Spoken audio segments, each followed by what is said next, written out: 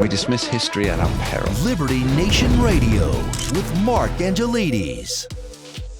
With news that the Defense Department fears the uprising of the American people, it's worth casting an eye over to Kazakhstan, where civil unrest is unfolding and leaving a precarious political situation in its wake. While someone with their ear to the ground on all things defense is former Undersecretary of Defense Controller Dave Patterson, who joins us now to delve deep into all matters Kazakh. Welcome back, Dave. Well, thank you, Mark. It's good to be with you. And I was not the undersecretary, but the principal deputy, but had half the money. So I think that worked out well for me. That counts for twice as much, though, in terms of credence, I believe. So what's the situation in Kazakhstan now, and how did it start? Well, Mark, the situation right now is, according to the Financial Times, about 164 people have been killed, 8,000 have been arrested, and the disturbances and rioting continues. Okay, and what prompted the beginning of this unrest? Well, the beef kind of started this time among the Kazakhs when the government had control over the price of liquid petroleum gas, which all of the Kazakhs, or a great number of the Kazakhs, use in their automobiles to get to and from work and travel. And when the government took the cap off that had it artificially low, then prices soared, and the nation is not a particularly affluent nation, and that caused significant harm for the people. And so consequently, they were not happy. And so as the prices soared, they become more and more up in arms, and they took to the streets. And the government then put the cap back on again. But nonetheless, the brouhaha had started, and it's not the only gripe they have, Mark. Actually, they see the disparity between the ruling elites and the affluence that they are accustomed to, and the average salary for a Kazakh. Kazakh is about $580 a month. And that just doesn't set well with them. And so consequently, you've had this disturbance. Now, you say this disturbance. Is this almost normal behavior for these former Soviet bloc countries? Because obviously they're pretty much born in revolution.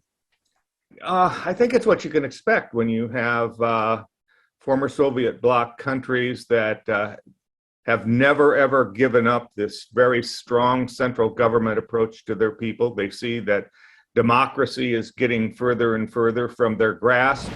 They are not economically doing well, and so they're more than likely going to show their displeasure by rioting in the streets. It's not always that particular motivation, but for the most part, it's what has happened previously.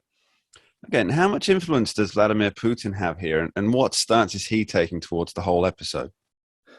Well, Vladimir Putin has a great deal of influence, and he exercises that influence on the former Soviet bloc countries that belong to the Collective Security Treaty Organization, which is a parallel to NATO for former Soviet bloc and Warsaw bloc countries that wish to join. And so it's through that organization that his influence is exerted. And how has he been displaying that influence so far? Well, I think that he is displaying it in Kazakhstan by sending 2,500 troops to secure the airport and other federal buildings in the capital. And he has said publicly that he is more than willing to enter into countries to help them maintain order and discipline when things go awry for them, the former Soviet bloc countries.